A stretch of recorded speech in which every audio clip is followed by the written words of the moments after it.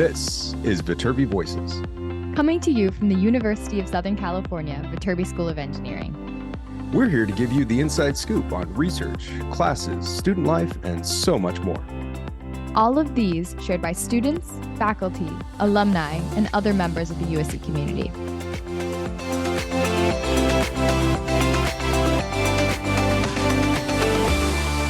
Hi, everyone, and welcome back to another episode of Viterbi Voices. As usual, I am one of your hosts. My name is Paul Ledesma, Executive Director of Undergraduate Admission here at the USC Viterbi School of Engineering. And unfortunately, that's it today. We don't have Maya with us today. Unfortunately, she's feeling a little bit under the weather. We wish her well, as I'm sure she'll get better really soon. She's fine, nothing to worry about, but she couldn't be here for our recording today. You just got me, so I'm sorry about that. I'm sorry. Before we dive into this particular episode, I do want to do a quick plug. If you are thinking about applying for admission for fall 2024, the application's open. If you want to learn more about it, come to an event. We have events on campus. We have virtual events. We have events that are going to be going on around the country throughout the month of September and October. We have a big open house at the end of October. There's so much happening. Everything's on our website at viterbiadmission.usc.edu. Check it out, or also check out our Instagram account at viterbiadmission. But let's dive into this episode. It's hard to have a little bit of chit chat with just myself here. So I don't have any bad jokes and I have nothing to talk about. So let's just dive right in. This episode is with Brenton Caldwell. Brenton is an old friend of the school. Brenton is a fantastic guy.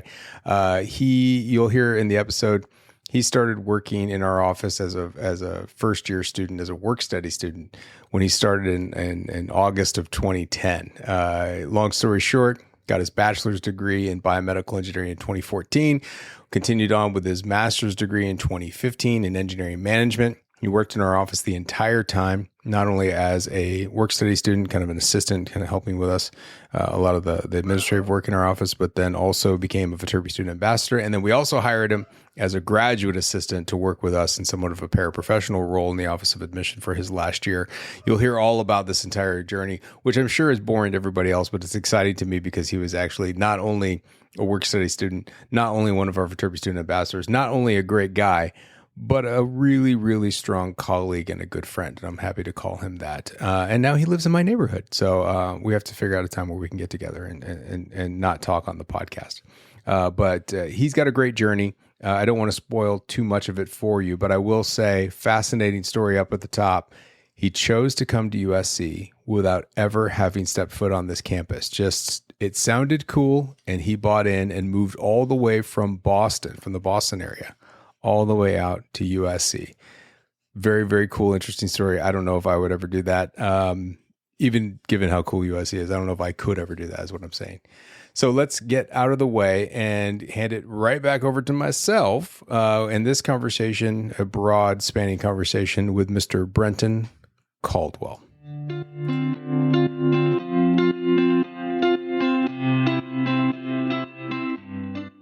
Howdy. There he is. How are you? I'm doing great. How are you? I didn't know I was having a podcast session with Batman today. Should wear my Robin costume. Always on theme. Always on theme, man. How's everything going, man? Good. Lots of changes in your neck of the woods now. Everything's good. What's that? You're in South Bay now, so everything's good. Oh yeah. You okay. So I didn't understand the punctuation that you were using there. You said lots of changes in your neck of the woods. I'm like, there are? I'm like, my neck. I'm now in your neck of the woods. Now you are in my neck of the woods. Yeah. So you're in Torrance now? Is that what it is? Yeah, West Torrance, over by like Redondo, the bakery. By the bakery? Yeah, it's called Redondo. If you're Redondo. Redondo. I don't think I know that one. I'm gonna have to go check Ever that been out. over there? I don't think so. Okay. 190th and Artesia. All right. I know where you are. Cool. Kind of in that hood. Very cool, man. Very cool. Thanks for doing this. I truly appreciate it. And I'm sorry I'm running a little bit scattered today. Today has not gone as I had intended, which is now just par for the course. Whenever I think that a certain day is going to go a certain way, it just doesn't do that anymore. If you want to reschedule, we can reschedule. No, we're not rescheduling. We're not rescheduling. It's not at all. It's just one of those things where I was doing something and I looked up and I'm like, oh my God, it's 2:15. So I was like, well, let's shift gears. Let's get out of that. Brenton, thank you for being here, and I appreciate you being here. This is really, really awesome. And I apologize for also the scheduling snafu that we had before we got to this point. I'm sorry, Maya can't be here today, but she wanted to be, but she's still in work right now, so she can't jump onto a podcast. Tell everybody where you come from. Introduce everybody to yourself. I mean, I know you come from Massachusetts. That's what my memory pulls from. And I know you studied biomedical engineering at USC. And I know that you were at USC from, let's say, 2010 to 2015-ish, around there. And you also got a master's degree in engineering management. Did I tell you your whole story? It's done. It's done. The story is over. Yes. So come from a small town in Massachusetts. I think that's the mantra today. Like, small town boy makes it to the big city and then ends up settling down in the big city. But yes, small town in Massachusetts. Wanted to go into engineering, settled on Viterbi on the West Coast without seeing the school. We can talk about that in a little bit if we want to. And got my undergraduate degree in biomedical engineering, did the progressive degree program, got my master's in engineering management, worked all throughout college as well, and was in a fraternity. And then after college, joined consulting, the mighty consulting army, for 4 years. And then I pivoted into product management, and I've been doing that for about 4 years. That's awesome. All right, so let's go back in time into high school Brenton. What was the similar to some other alumni episodes that we've done recently? I always try to help our listener kind of, most of our listeners are seniors in high school, or they're juniors in high school, or they're parents of seniors and juniors in high school. And so what was your high school life like? What did you do? What were you involved in? How would people know you in high school? Yeah. Okay, so I think the most important thing to know about me is that I'm a twin. And this is very important for the story, because I'm a twin. And when you're a twin, you probably only end up doing one of two things. It's either you're basically stuck together at the hips and you do everything together, or you're trying to find your own sense of self-identity. And so you go like hard left and the other twin goes hard right. Yeah. And so my twin, his name's Jock, he not chose sports, but he was blessed with the sports gene, which I do not have. And so he was captain of the soccer team, got, recruited on a soccer scholarship. And I was like, that's not me. I can't do that. And so I went hard left and went academia. And so I was always doing the AP classes, involved in soccer, but more of a bench warmer, there for a fun time. On the same team as Jock? I was, but he was tearing up the soccer field. I was, there for a couple of minutes a game when I got to play on varsity. What else did I do in high school? It was fun. We tried to unite the kind of like jocks and the nerds a little bit at the end of high school. I think we kind of like came to this self-realization that, hey, everything's better when we're together. And so we had a lot of social events where we brought everyone together and everyone started to have like way more fun. We're like, hey, we're not that different. But I think I was known as a little bit more of the happy-go-lucky jokester, but the smart jokester. I was in all the AP classes and trying to differentiate myself from my brother, who was, on the sports teams. Okay. All right. What was like your biggest involvement in high school? We did National Honor Society. I was really involved with that. Class, like the class officers. I was kind of an adopted individual on the class officer side of the fence. I did a fill-in secretary role, but I was on the more of like the social planning committee. So prom, the dances, all that stuff. National Honor Society. What else did we do back in high school? It's a long time ago, Paul. It is a long time ago. I'm forcing you to dig deep. Dig into the archives. Sports and karate. I also did karate outside of Karate. I didn't know that. Yeah. Only got up to like brown belt, but that was okay. And everything else is escaping me right now. But those are that's okay. It's okay. I just more like reliving that mind frame, seeing if I can get you to that set of mind. And when you're in high school and you and Jacques are going through your lives and separate, but then coming together at the end, you start looking at colleges, and I'm assuming the deviated paths are also continuing in that college search process. Do you remember what the college search process was like for you? What was important to you? What you were looking for? I mean, small town in Massachusetts, and you end up in LA. This is a really big leap. Yeah, I think it was small town. It felt like the walls were kind of closing in. Sure. And most individuals around where I grew up in middle Massachusetts were like, okay, if the walls are closing in, Boston University, Boston College, maybe some of the Ivies. And I definitely took some college tours up and down the East Coast with my dad. We'll get into that story in just a second. But I knew when I was looking for a college that I wanted to continue a process of like self-discovery, if that makes sense. Mm-hmm. Kind of like came into my own like late in high school. I wanted to expand from where I was in a small town. I knew I liked math and science. I thought that putting the two together, and I found this thing called biomedical engineering, that would be a pathway forward. I didn't know a whole lot about it. I knew about pharmaceuticals, medical devices. I felt like it would be a good fit because I liked math and science. So I started to look at colleges that had a biomedical engineering program. Thankfully, a lot of the Ivies on the East Coast had these types of programs, as well as Boston College, some of the state schools, etc. Mm-hmm. And then enter my dad, who I didn't know would be so pivotal in my college search moment, because I didn't really figure through this until sophomore, junior year in college. But he had a very unconventional way. I don't know if you remember the story, but he had a very unconventional way. I don't know if I know it. No.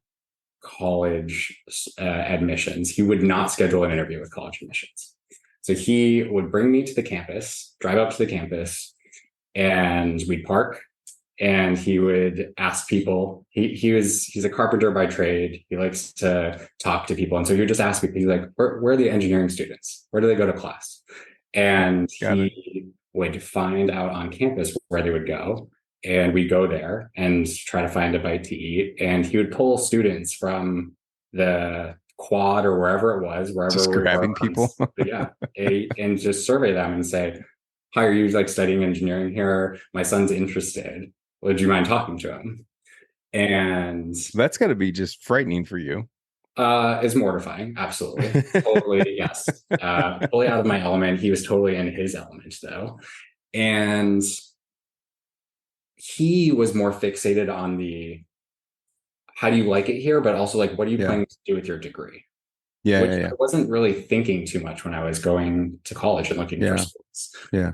And what I found throughout those kind of interesting college tours, this happened at Princeton, MIT, and then I think we pulled some people from UMass Amherst as well when I was going there. And I was like, okay, I'm done visiting colleges with you right now. I think that. But what we found is like individuals like weren't so sure, I think, and it just could have been like the sample set too, right? Sure. But like it was just like, oh well, like this is what I'm learning in class today, and I don't exactly know what I want to do when I finish college, which is totally fine. Yeah. But how they were expressing it and the confidence that they had in communicating kind of like why they were on their trajectory and what they wanted to do after college, there was something in me that just like didn't sit. And so I know this sounds really weird to pick a college, but then I started to say, how do I find a college where like the engineers can kind of like connect the dots and cross the bridge from learning these like really difficult, intricate concepts to actually like communicating them and like moving through them. And so I said, you know what, like colleges that are probably like really well known, but by the beach might have engineers that like know how to talk to them. I'm Wait, serious. This wait, is like, what, why, what? Okay, so help me understand. Why would an engineering college near the beach listen, be outputting more communicative? I don't even know how to describe what you described, but that evolved version of that. What does the listen, beach have to do with that? listen, Paul. I don't know. I'm like a 17-year-old, 18-year-old, and I'm just like, I don't know. It just like made sense to me. But I was, we're getting there. We're getting there. We're getting there. So I was just like, I feel like these individuals, like if they chose to go to a college by the beach, like they're going to want to be like part of like a beach community. I don't know. Maybe like Okay. they'll know how to connect the dots You there. assumed that there was a correlation to proximity of beach to social life. Yes, yes, that is a great way to put it. And then what I stumbled upon when I was looking at USC and some like I looked at Pepperdine, UCLA, USC, and some others on the West Coast that were close to the beach. And then I saw like engineering plus, or being more than like just an engineer, but like engineering plus the other things you do in your life from Yeah. USC, and that kind of sold me on uh, wanting to apply at least, and hoping that I got into USC. So my college search process really unconventional, really strange with my dad trying to pull individuals, but like that was ultimately one of the points where I was like, I don't know, there's something that I want to go to an engineering school where these engineers can know how to connect the dots too, and they're not just like learning the materials in the book and knowing how to solve the problem, but like we're solving problems in service of larger order things in this world, right? And like how do you connect that to like the problem solving at the small level of like solving a math problem, or handling the engineering concepts to the larger problem of like what we're trying to move through in this world. Interesting. So yeah, interesting way to pick a college, eh? I'm still stuck on beach. I don't know. I don't know. I'm telling you, I was like, I love it. I'm trying to come up with what brought up beach, like what in your head thought beach, or was it just you wanted to be near a beach? I don't know if it was just beach. Let me like also like contextualize a little bit more. Maybe it was just like big city Big too, like city, Southern Los California, Angeles, LA, like like the LA big vibe. diverse community of just like, okay, if you're gonna choose to put yourself here, not like in like uh an engineering school that might be a little bit more insular. Yeah. But like if you're gonna actually choose to put yourself here in a college location in a huge metropolitan area, like there are probably some certain characteristics also that like But you're probably think like self-selecting for. but let's not bury the lead here, because something you said in the beginning of it was like you chose USC sight unseen. Yeah. So you made all of these decisions that you just like said, well, because of this, and this, but you were never here. Nope. Never there. So where did you gather such information? Was it on beach subreddits? Well, I was not a Redditor at that point in my life, but I wish I was. So it we was need not to on start. beach We need to subreddits. start the engineering school times beach subreddit thread. Yeah, there was I don't know what was it back in the day, and I don't know if it's still like there, but I think like forums though was definitely like a Got it. So just avenue. So like online channels of information that yeah, like was I think it group was sourced and stuff like that. College Confidential or something, just like on like individuals that are trying Yeah. to like move through like a selection process, and just like what were they considering? I didn't even know Reddit existed, but Reddit probably would have been better to be honest with you. So that just internet searches, and then I landed on some of the YouTube videos that Viterbi was starting to release. So I got like a feel enough, Okay. and I got into a decent number of the colleges I applied to. And I kind of had this pivotal moment where I said, I was choosing between a college on the East Coast and a college on the West Coast. Those are my final two. And I said, you know what? I'll never go to this college or I don't think I'll go to this college on the East Coast and ever transfer out West.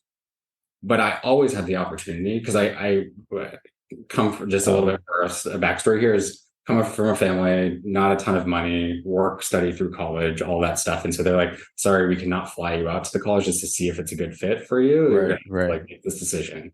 So my decision criteria was basically I could transfer potentially, but the likelihood of transferring from Boston, where I'm close to home and there's like family and there's friends that might be in the area and hanging out with them, it would be comfortable, right? Yeah. Yeah. So you've heard me say this phrase a lot, probably in my previous life, but like being comfortable with being uncomfortable, like that's when I kind of like embraced that mentality, which was, well, I could always go out and see what the West Coast has to offer. And, worst case scenario, if it doesn't work out or I feel too uncomfortable, I might be able to transfer back. But I said, let's go, sight unseen. Let's sign on the dotted line and show up on moving day with my bags packed. All right. So you get on a plane, you show up in LA. Can you remember, based on this hard-hitting investigative journalism that you were doing at the time related to college searches, can you remember what were you expecting and what did you end up finding? You're here in LA, it's moving day, you're walking across campus, you're wading through that concept that sounds cool of getting comfortable being uncomfortable, but now there's got to be levels of discomfort that you are not expecting. Yeah, I mean, I remember getting here a day before move-in with my mom and my aunt because we needed to like buy a bunch of stuff. Yeah. So we went over Target runs. Yeah. Yeah. So we went over to Hollywood, did like some Target runs for like, oh, this is Los Angeles. Like this is Hollywood. This is like whatever like this is. And it was interesting. I've never been in like a huge metropolitan area like Los Angeles. My mom too has never been. And so I think we're all like slightly a little bit uncomfortable, just like lots of people, lots of traffic, 5-lane highways. How do you even drive here? It was a lot of nerves. And then on move-in day, I remember just entering the USC gates and like the energy was like infectious. And a lot of it melted away. I won't say all of it melted away, but I was like, I think this is where I was meant to be. I didn't have any strong, like, oh, I don't know, I feel really uncomfortable here, or like I needed to move through anything during my first couple of months. I think the biggest part for me, to be honest, is will I be able like to succeed here? Okay. I was like very nervous about that because what got you nervous about that? Because I felt like, and multiple people need to explain this to me when I got to college, was I felt like because I was in a small town, even though I was taking the same AP test that others were taking and getting, the 4s and the 5s or whatever, I was just like, no, it's just like, I don't know if I'm like learning on the same level as everyone else. It was imposter syndrome. Yeah, for sure. Yeah, 100%. And you're the one that snuck through. Everyone else is on a different level. I know. I just like don't know what was they were supposed to put the accept on someone else's application, not mine. But you align that with being from a small town? Yeah, for some reason. I don't know. Maybe it was like an inferiority complex or something like that. But I was just like, interesting. Maybe it's also like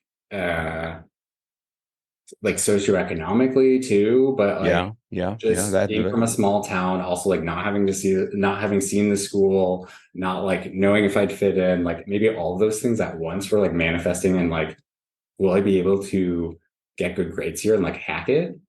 And I feel like maybe a lot of individuals struggle with that when they get to college, not just me, because of all of like, the baggage that I was bringing to the table. But yeah, I think it quickly when I first started to have my first tests and started to get the scores started to roll in, and I was like, okay, I understand how this works. I can hack it. I'm not a complete imposter. And then I started to get my feet underneath me. And then I started to join extracurriculars, which I'm sure we'll talk about in a little bit. And things moved from there. Well, I'm now I want to jump around the timeline a little bit, because if you jump forward to your junior, senior year, you're super engaged and super involved. And one of your things that you're doing is you're an academy coach and you're working with incoming first year students. So I'm curious, were there parallels of working with first year students that had similar issues, and you had to help them through that? Yeah, actually, now that you bring it up, like that is one of the reasons why I joined academy coaching, is to help individuals move through their first semester, their first year, and feel comfortable at USC, and also in their academic journey as well. And I do think there were a lot of parallels. So you're right. I think like most people have imposter syndrome when they start at college. It's just a new experience. You're coming from your high school, and maybe when you started high school, you had that kind of sense of like, is this all going to work out? But you've been with these people for a while, and now you're with a ton of new people. You got to understand the community and how you want to get involved in that community. Also the academics and showing up for your classes and making sure you're successful there, so that you can ultimately graduate college and go on to do whatever you want to do. I often talk to students about imposter syndrome and the idea of, being successful in your first semester and what it means to acclimate, what it means to, finding balance between assimilation and making others accommodate you. Like this really crazy balance of retaining identity and also learning about new ways to be. Like, it's this really weird kind of balancing game that you end up doing, because you come from all these different backgrounds, cultural or academic or geographic, whatever it's going to be. Everybody comes from somewhere that is just themselves and their own background. That's all that they know. So everybody's a fish out of water. Yeah. And you get to this environment and everybody develops imposter syndrome at one level, but it is rare that someone is honest and transparent about that feeling, and almost everybody's faking it. And so the people that have imposter syndrome are basically just faking it to make the other person like, I feel good, I'm fine. And I always tell students, like, guys, first semester sucks. It sucks for everybody. Everybody's struggling from some regard, if not all of them. And the only time that it all starts working out for you is that one night randomly at 2 a.m., you're late night in the dorm room, and one of you admits it to the other, and the other one's like, me too. And then all of a sudden you guys have this like big epiphany of like, oh my God, I thought you were fine. I thought you were fine. Like this whole big element. Like, did you find those elements over time of making friends and breaking people down? Like, whether you're studying for something, whether you're struggling with something, whether you're making friends, did you find the bit of like, oh my God, the more we just kind of let our guards down, then it became a little bit easier to get along with everybody and realize that we could all be successful together.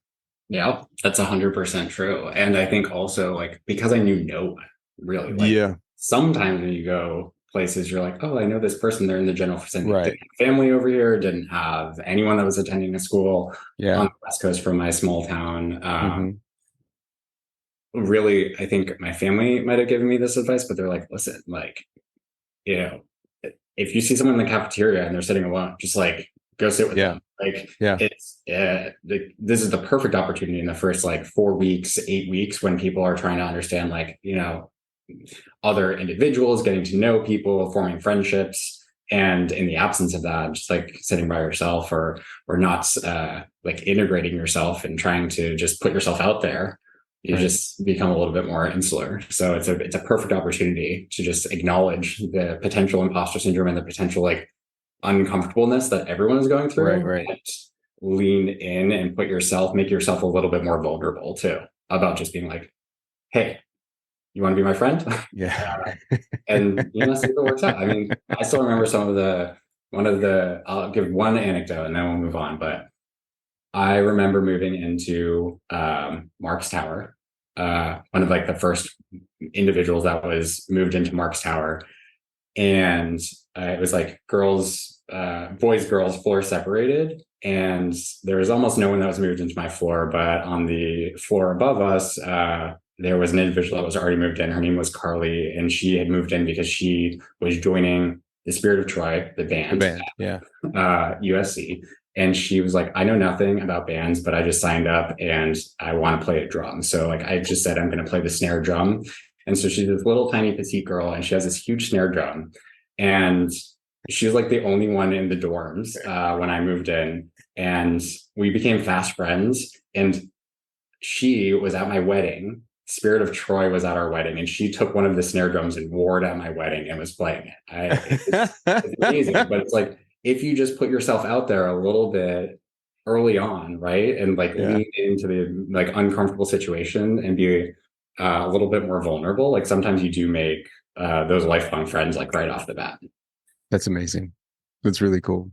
You mentioned, it's kind of a quick aside that you said a little bit ago about your mom giving you advice about putting yourself out there and saying hi to people and making friends. Do you think that resilience that everyone knows you for is from your parents? Is that something that they instilled in you that you had to learn, or was it just like baked into you? I think my parents are really good advice givers. That's absolutely true. My parents don't put themselves out there too much. And so I think it was something that I learned by coming to USC and putting myself out there, like choosing, like intentionally at 18 years old, choosing the path, which was like really scary at face value. I just had to kind of step up to the plate and be like, okay, well, here I am in Los Angeles. Like, let's make the best time of it ever. And I had a ball for my 5 years of college. But it was only because I was all the way in. It wasn't like I was like a foot in. And I think that's kind of like how I live my life too. So I have like intense passions, intense emotions, but it's because I kind of like live life like all in. And like I went all in and I was like, I'm going to give this USC thing the best shot ever. I'm going to go all in, you know, worst case, maybe I transfer out. And I went all in and it was the best thing ever. So it was more like all in, I win. I parlay that. I go all in again. And now it's my habit of like, I'm just all in. Double down. Yeah. A lot of gambling metaphors here. So I distinctly remember meeting you in your freshman year when you applied for the work study job in our office, student worker, admission worker, first year student coming in. And what I'm reflecting on is how, not knowing any of this backstory, you wouldn't know it. I mean, it's just to make sure that you know this, is like, I think it was Christine and I at the time that interviewed you. I can't remember.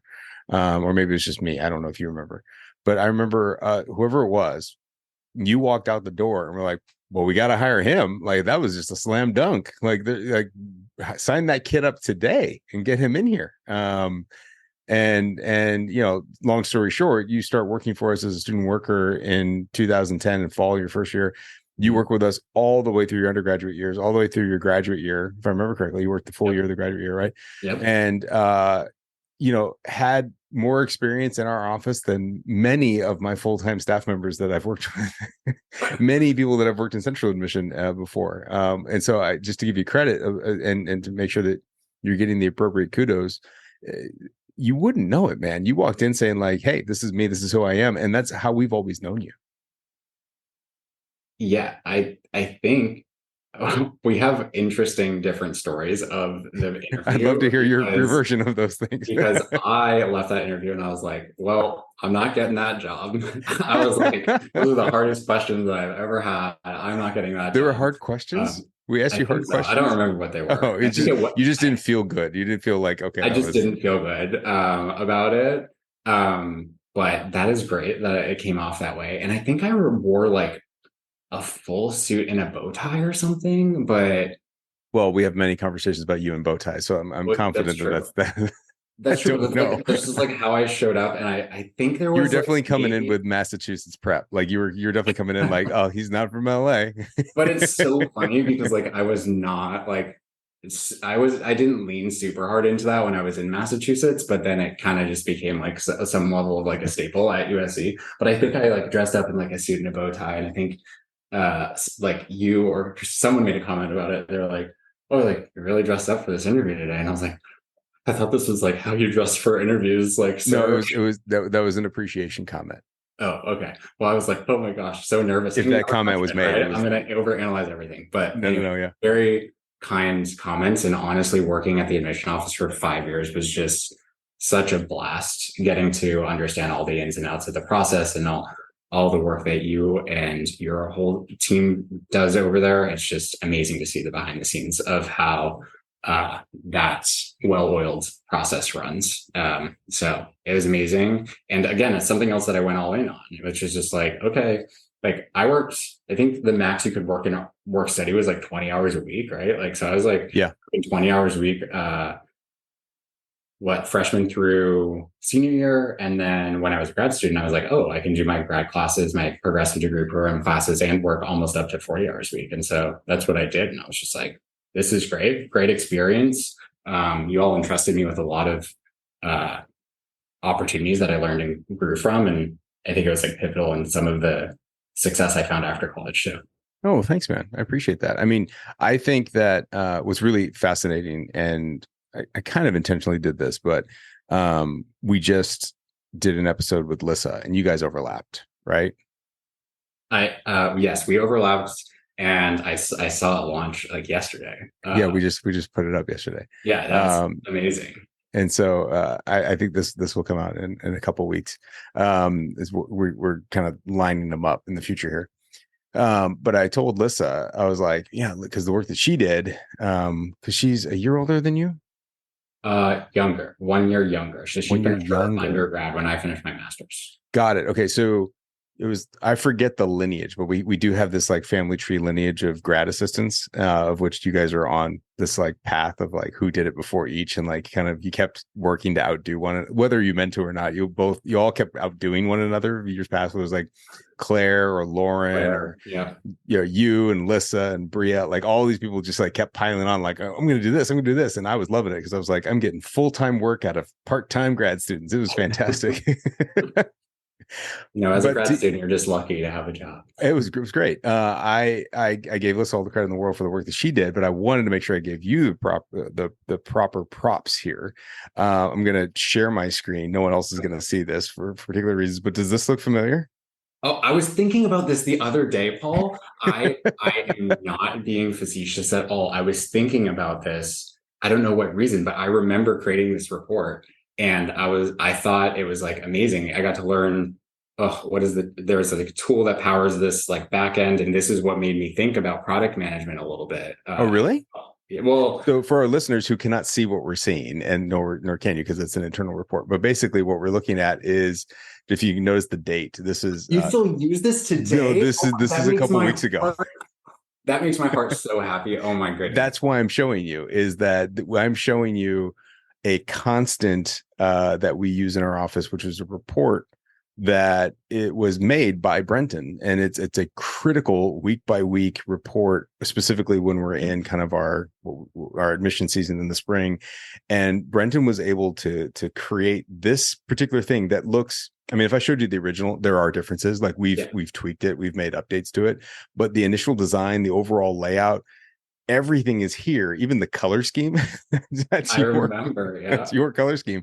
And I would love to dive into like what this led you to go on to do, but I wanted to make sure you got the props on this, because we still use the structure that you built is a critical tent pole to things we do in the spring term related to admission. And we've since, only added to it and really taken nothing away. But that's what I was trying to show you, is that this is a very specific recent one. And this is our most recent iteration, because it's that nice snapshot. And there's so much work that happens behind the scenes to get to this point. But this is the snapshot of where we are. Oh my goodness. This makes me so happy. Yeah. I remember, but we didn't even start like with reports and how you do all that stuff. It's just, what are the metrics that matter? How do we think about those metrics? How do we visualize those metrics? Those are things that I started to pick up on in undergrad. And like, hey, you'll need something? Like, I think I could finagle a report together. Give me a couple of days and let's see if we get this right. And I know we iterated around it too. There was like some line charts and some other things there. But yeah, I remember going through that whole process. Then we got to a point where it's like, oh yeah, this is great. And then I think you emailed me one time. You're like, hey, I was looking for that report in my inbox. It's like a Friday. Is it still happening today? And I was like, yes, it is. I'm getting in this afternoon, Paul, or something like that. But that means that it had such value back then. And I'm so glad that it has value today. It had immediate value, and you should know that, I mean, and to the point of that, that value is sustained. And I think to your point of what you just said, which a lot of people don't understand about like quote unquote work, is, how to have an understanding of metrics related to your job. There are so many metrics that are flying around. There's so many metrics that are misleading or false. And there's so many metrics that are just pure curiosity and trivia. But what's actually critical? What's actually going to make you change things as you go along? What's going to make you make new decisions as you receive that information? And at what frequency can you receive that information? And what's the best way in which to actually receive it, so you're not like trying to analyze pages and pages of spreadsheets? And I think that's the beauty of that report that no one can see. So I'm sorry to our audience, but it's a really easy snapshot that was perfect at its point, and look at us now, we're still using it. So nice. I love to see it. Love to see it. So you're saying that your whole career is due to the work that you did in admission? I think that's what I heard you say. Yeah, I think I said I dedicate my career to Paul Ledesma. I think that's what I said. So just put that. Yeah, we all know that's not true. Yeah, whenever this releases, no. Yeah, I think like I'll talk a little bit about my career like trajectory and how I landed in consulting, and then how I landed in product management, and then we can dive. Yeah, because I mean, you start with biomedical engineering. I mean, was that always where you wanted to go? Like it was always BME? It was always BME because it was math and it was science. And I also got to work with our department chair to get some business electives in there. So I like kind of had like a business flavor on my biomedical engineering degree, but that is because I really like this concept of being the bridge between like, the business and engineering, and specifically doing that in like a healthcare or health tech type of way. So it was always biomedical engineering, but as I started to I used internships as a way to understand more about the industry and how the industry is structured, and then what I might want to do. And so, my first year, I had an internship with my mom's company. It was telecommunications engineer, and I was literally walking the streets of Massachusetts, measuring telephone pole wires. Interesting. Yeah, it was just like the work that was available, and I was like ready to do it. And I fully committed, and then I fully decommitted it after the summer. And I was like, this is not for me. I am not a walk the city streets engineer. And my mom was like, nor did I think you were, but you gotta have the money to pay the bills. So I was like, okay, fine. So then sophomore summer is kind of more traditionally when you would have maybe your first internship. You got to start having enough experience where you can start to put together a decent resume, and companies will start to recruit you. And so that's when I went to Abbott. Abbott Laboratories is known for hiring a lot of biomedical engineers from USC. Got an internship there and did a very hands-on mechanical biomedical type of role there with blood assay machines. There's these huge machines that spin your blood and do a bunch of tests.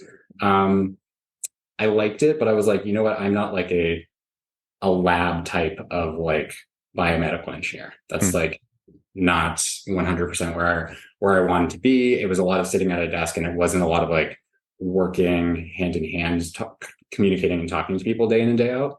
And so then what is the pathway I go down next? It's well, maybe sales is my thing. So I got an internship my junior year with GE Healthcare in their commercial leadership program, which would be more salesy. So how do you sell GE's medical devices into hospitals or others?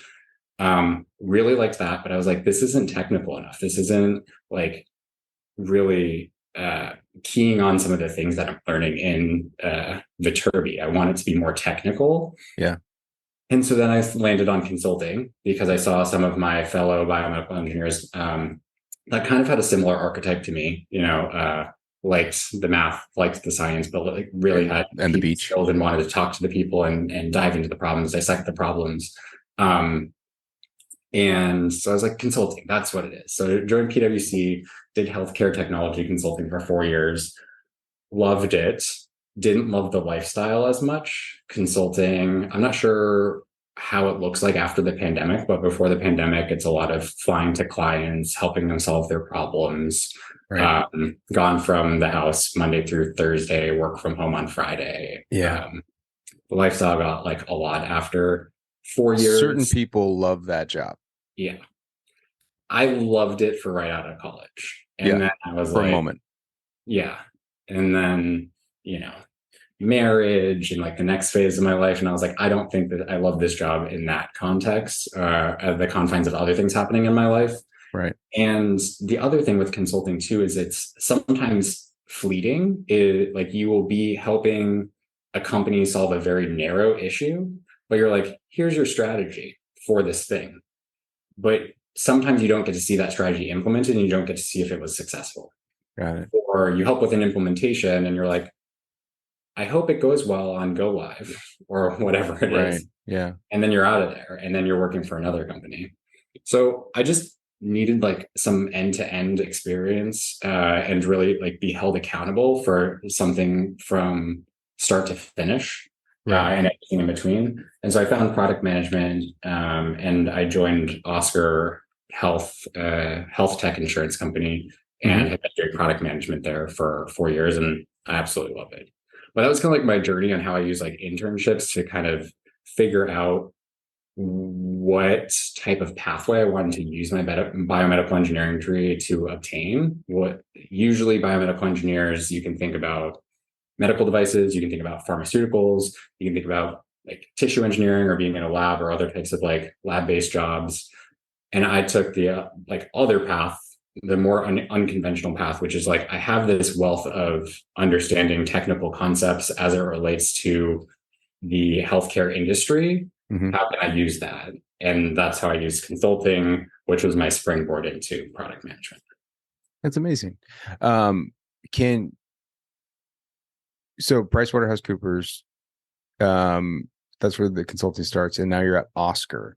Yep. And I think people may have seen like ad campaigns for Oscar, but can you explain what Oscar as a company is? I know you kind of mentioned tech, insurance, health insurance type situations, but to the average consumer, to someone who may not know what it is, what does the company do? And then more specifically, what do you do for that company what does it mean to be a product manager?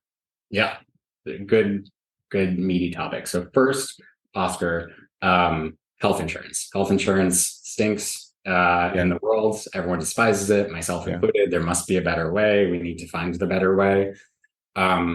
As in consulting, I consulted for about like 80% of my clients were health insurance companies. And so I found out like how they work and all this fun world of health insurance, which you don't learn in undergrad or even my master's degree so much. But I was like, oh, okay, yeah, I guess this is a big business where people make money. Even though it's like horrible, like for the end consumer, it's not a great experience today. And so I vowed to never work for a health insurance company again after leaving consulting. And then I joined Oscar, which is a health insurance company. But there's a reason, I'll talk about it in a second. So Oscar sells individual insurance plans on the ACA marketplace. We also offer some other types of health insurance plans as well, Medicare Advantage and small group. But with the ACA Affordable Care Act and Obamacare, right, individuals have the ability to shop on an central exchange.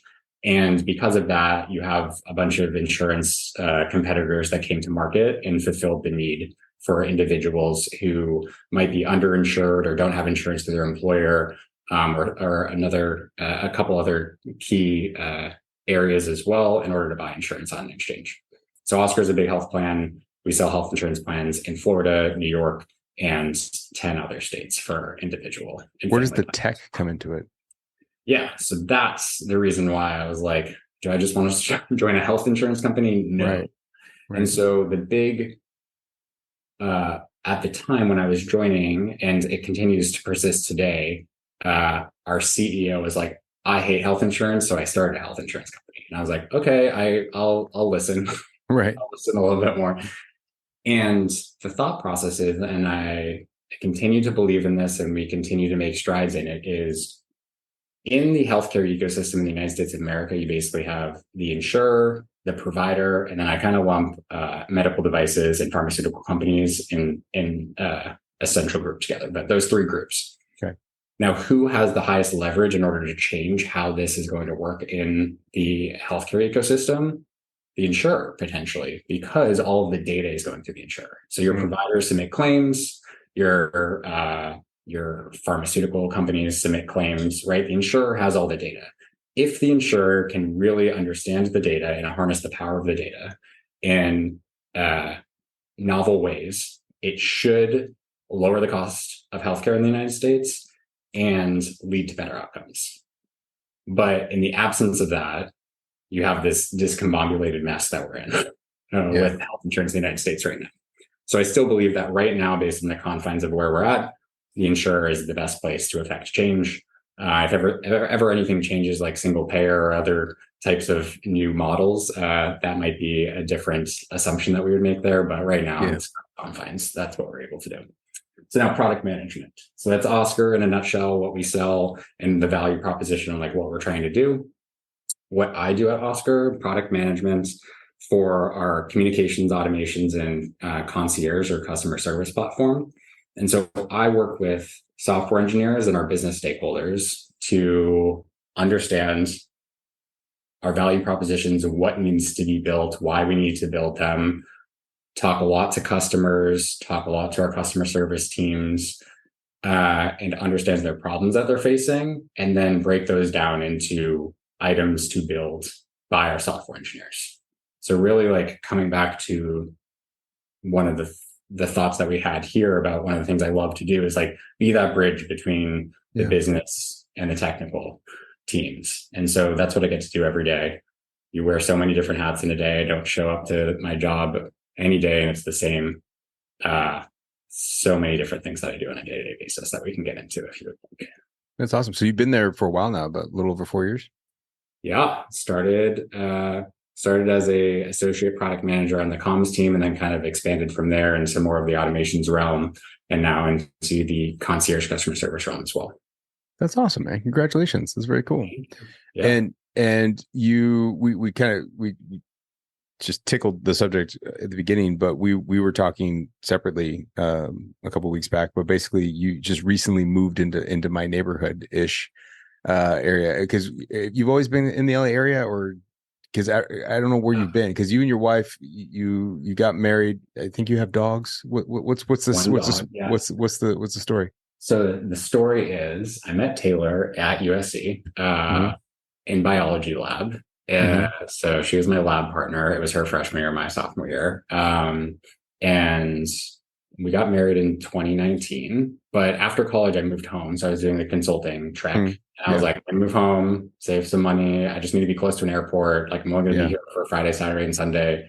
And you could alternatively travel to another location. So like, fly to Detroit or Chicago for an assignment, and then fly to LA and see Taylor, and then fly back to Detroit. And so I was just like, living out of a suitcase, it didn't really matter. Yeah. But then when we got engaged, I said, you know what, I should probably be on the same coast as you. So I transferred to the PwC LA office from PwC Boston and lived out here for a while, and have been basically in the Marina Del Rey, kind of like Santa Monica for our listeners area, like that kind of like West Coast, like north of the airport, kind of towards the beach.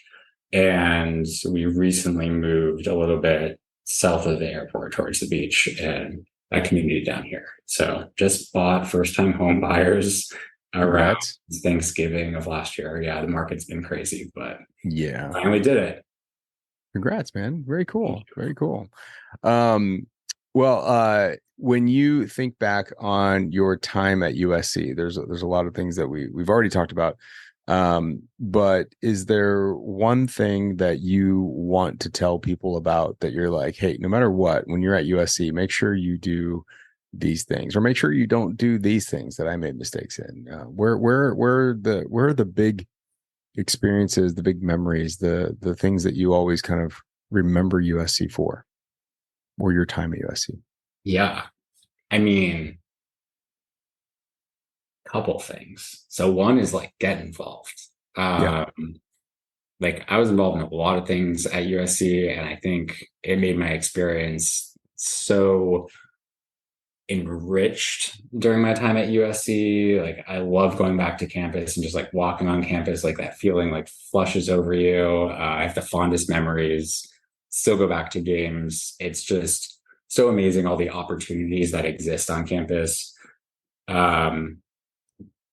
Communicating with individuals outside of the Turby. You have so many amazing schools there: Marshall School of Business, Annenberg School of Communications, like so many people that are so amazing at their craft as they go throughout their undergraduate and graduate experience, that like these are the people that you could like pull together to create a business with, or do whatever you want to do after college with. Like there's so many diverse opinions and ideas, and really like enrich that and find like a diverse set of like students and friends along the way, as well as the getting involved in the extracurriculars.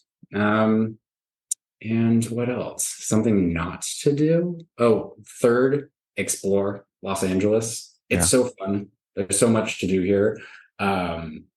One thing that was surprising to me was, I think in like the cities that I had visited before Los Angeles, like I think we had gone to New York one time, and we've obviously gone into Boston a time or two when I was growing up, but like public transit was like so easy, and it was like easier to get around. And it's coming around in Los Angeles with like the Metrolink and some of those items, but it was like, you got to plan in Los Angeles. There's a lot of fun stuff to do, but you got to plan. You're like, am I going over on the West Side? Am I going over to Hollywood? LA's weird. Like in Malibu. Yeah, LA's weird, which is actually like, one of the cool parts about LA is that it's weird. It is kind of weird, but like I have grown to like it. Like I really didn't like it at first because I called it like a sprawling metropolis. Like Los Angeles is a sprawling metropolis, and it's like, so you have to plan everything to like get around. You can't just kind of spontaneously pop up anywhere. But it is so cool when you start to understand these like pockets in these neighborhoods and these fun things to do. So like explore Los Angeles as well. So get involved, explore Los Angeles, and what was it I said? That was great. I was actually going to spin off from that and say, okay, so LA, what are some places that people need to check out in LA that maybe people don't know about? Because I think everybody comes to LA, like it's kind of that typical freshman year, I'm exploring LA thing. What they do is they go to Santa Monica, they go to Hollywood, and maybe they go, I don't know, somewhere in the West Side, just in general. But like, what are the places in LA that you're like, so many people don't do this until you're like advanced. When you're an advanced LA person, this is where you hang, or this is where you go, or this is the restaurant, this is the place where you want to go really check out. When you're an advanced Los Angeles, you know, what do you do? Yeah. Can't give away our secrets. I mean, you're sitting there with your two LA posters behind you on the wall, the framed LA map artwork behind you. You're kind of like an ad for LA right now. I know. I'm trying to think about like the secrets of LA to like give our listeners some line of sight into. Because you're gonna hate me for all of these, to be honest with you. I won't hate you. Why would I hate you? Well, I know you wouldn't hate me. Don't bring Angelino imposter syndrome into this conversation. I know, but I still am, right? Because I like moved and I'm like, oh, I'm not a life longer. But Griffith Observatory was amazing when we first went. I really like, do the Los Angeles, like the Hollywood sign hike. Like I'll put that on more of like the touristy kind of thing. Still cool. It's very cool, right? But like, don't sleep on Griffith. That's really fun. The Hollywood Bowl over there. I mean, now that USC is like right near like SoFi and the LAFC stadium, like going to see a concert there. I was just there for a concert at the like LAFC stadium. Like that was amazing. What else? You got hikes. I don't think I did enough hikes back in my USC days, but now I'm an avid hiker. Okay. I don't have like all the ones mapped out, but Murphy Ranch is a really cool hike to go through. Los Leones is a really cool hike to go through as well. So like look up some hikes to go on. Santa Barbara's not that far away. If you have a car, like you can drive up there, right? You get to go through Malibu. I think I used to like stop at Malibu. Here's another fun one that I used to like just pinch myself when I was here. Like on a night when I was, feeling nostalgic or just like wanting to get out, if you go nighttime driving up PCH with the windows down, I don't know. I just like smelling the ocean air going up PCH towards Malibu with some music on and just cruising. I'll like go by myself from USC sometimes. The traffic's not bad. It's like a really just like pinch me moment of like, oh, like I live in Los Angeles. I feel like I had so many of those moments when I was at USC. And I'm still smiling from ear to ear about a lot of those. Maybe like one more if I can think of one. One more cool one. What about downtown? Oh, the Arts District is really cool in downtown. I don't know if it was like as built up when I was at USC, but it was starting at that point. Yeah, it was starting, just getting its starts. But yeah, that's a really cool place to go and visit as well. That's awesome, man. Very cool. So before I close us out, is there anything else you wanted to talk about? Is there anything else you wanted to share that you were thinking you're going to share that I haven't asked you about? I never want to like direct the conversation too much, but I know that I also take over without really meaning to. Is there something you thought you wanted to get off your chest?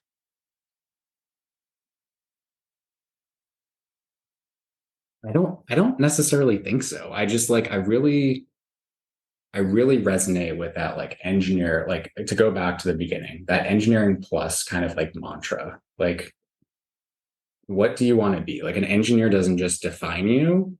So like, what do you want to do with it?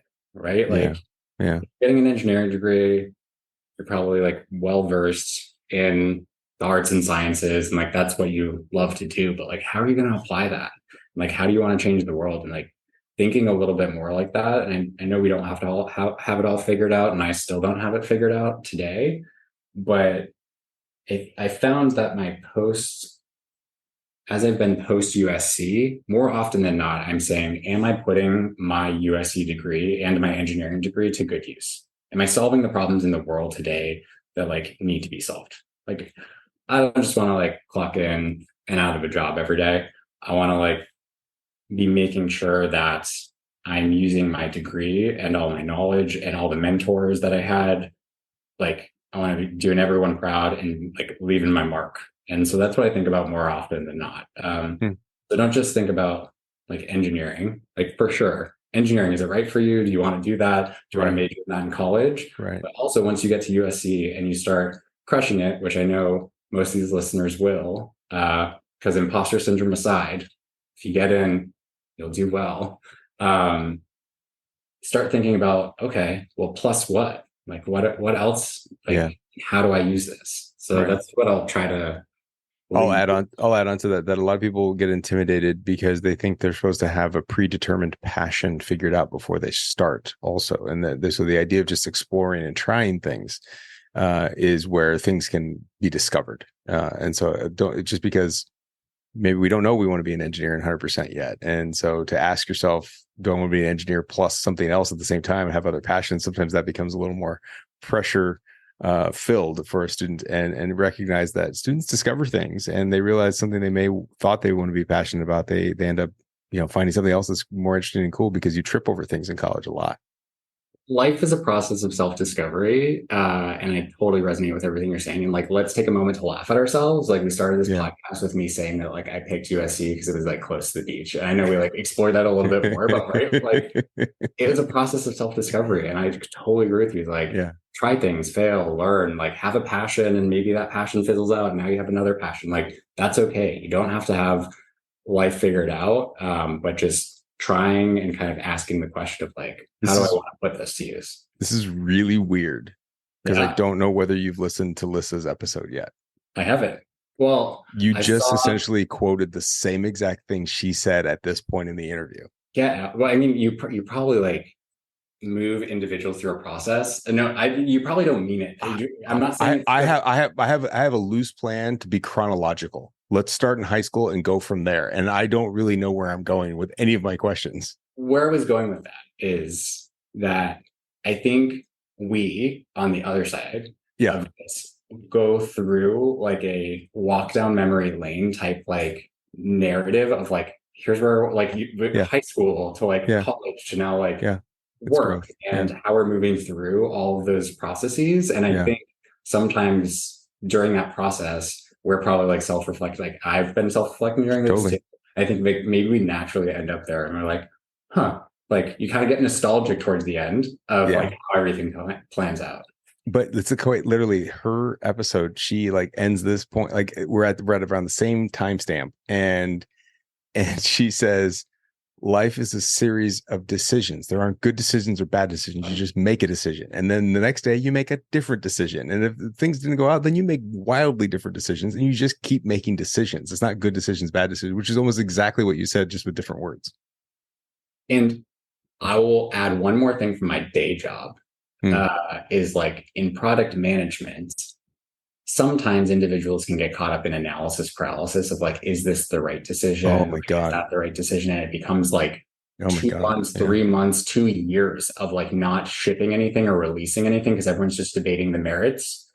And I have found sometimes to counteract that, this is why it's so salient with me too, to counteract that, I say, well, let's make a decision and let's make sure that it's like it's marginal about like what you're making the decision around. And then you say, what are you going to measure?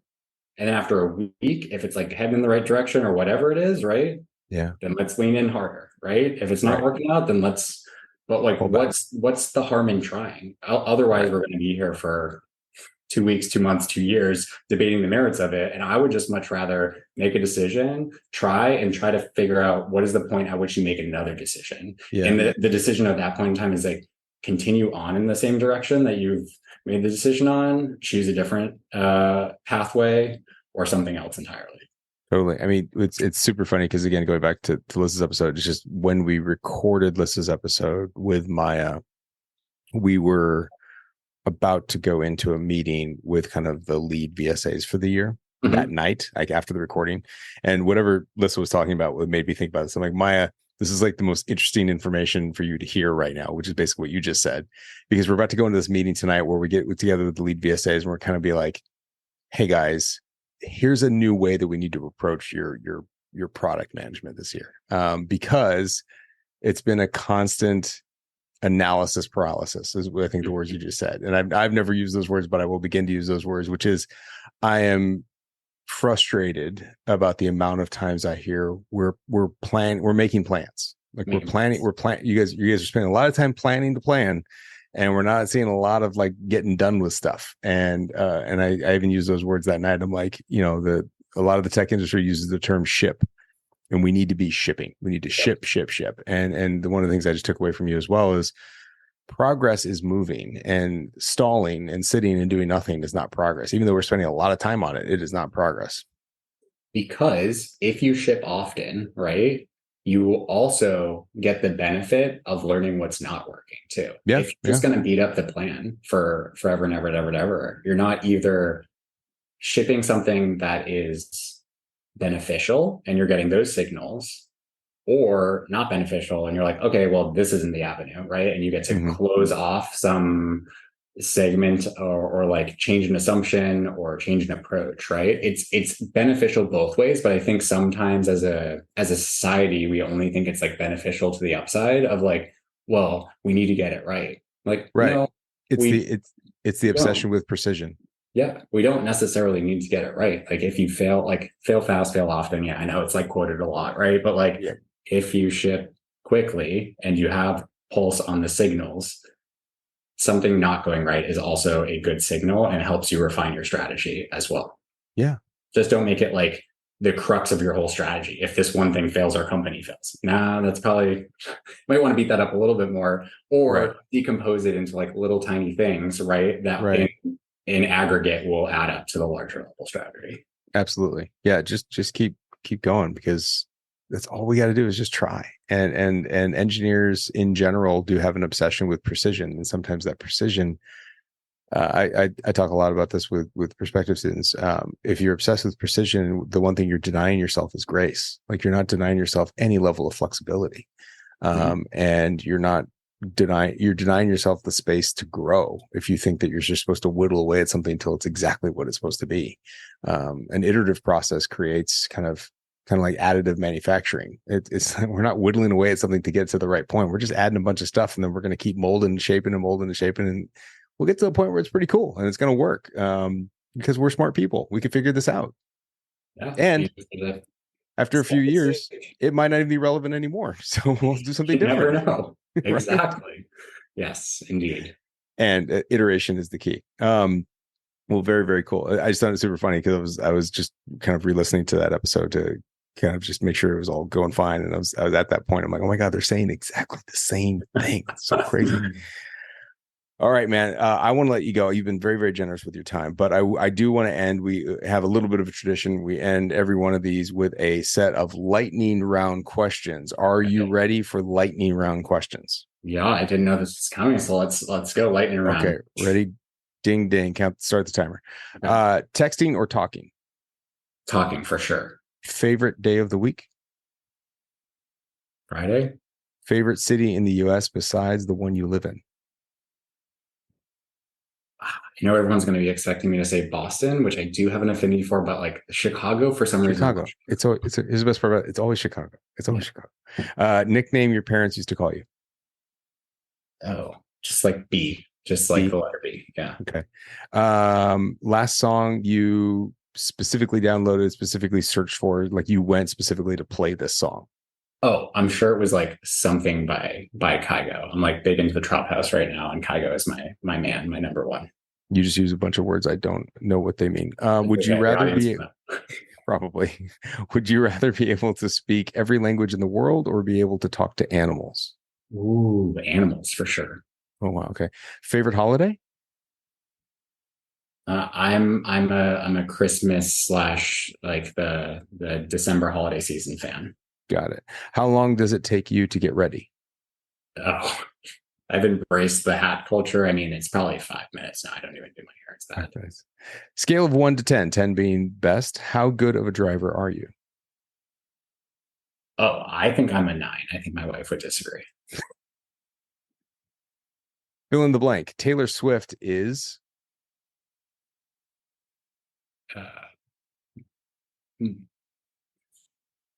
Queen. Queen. But you're gonna say beach. At what age do you want to retire? 40 and then start my own business. That's not retiring. That's starting your own business. What time do you want to retire? Like, AKA stop working. Okay, like stop working. It's gonna be very hard for me to ever stop working just because of who I am. But like, I don't know, 60, 65. Okay. Invisibility or super strength? Lightning round. Invisibility. Okay. Last question. Is it wrong for a vegetarian to eat animal crackers? No, but it's really funny. Well, thank you. You've passed the lightning round quiz section of the conversation. I truly appreciate it. And again, Brenton, I do appreciate you taking time to chat with us a little bit on the podcast. I'm sure that everyone will definitely get a lot out of this. So thank you. Thank you very much for doing this. This was super fun. Thanks for having me, Paul. All right. We'll see you. Bye.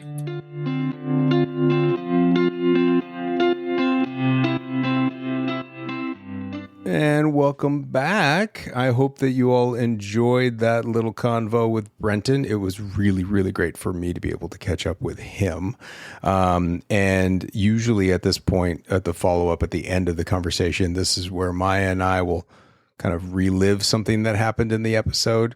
It's kind of hard to do that when I'm talking to myself, so I'm making things up as I go. But I will tell you, again, like I said in the beginning of this, probably a little bit nerdy and not exciting to everyone else, but it is super, super fun that there's like official reports that we do in a very specific part of our admission season that Brenton designed, and we use it exactly the same way.